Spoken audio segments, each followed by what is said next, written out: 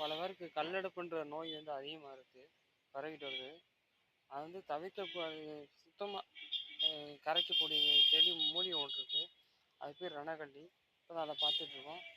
இது வந்து டெய்லி காலைல ஒரு 11 வேளை டெய்லி சாப்பிட்டோம்னா அது ஒரு ஒரு 10 நாள் 4 நாளில் சுத்தமாக கரைச்சி வெளியேற்றிடும். ஒரு சின்ன இது கூட இருக்காது. அந்தளவுக்கு பவர்ஃபுல்லான மூலிகை.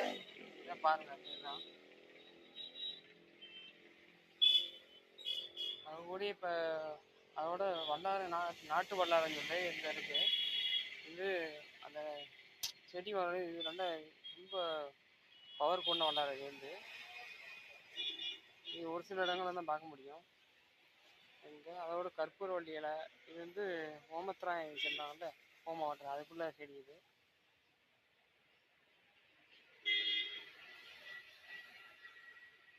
இது மாதிரி தூதுவளை, இது மாதிரி மட்டும் மூலிகை செடி தான் அதிகமாக வளர்த்துக்கிட்டு இருக்கோம் நாங்கள்.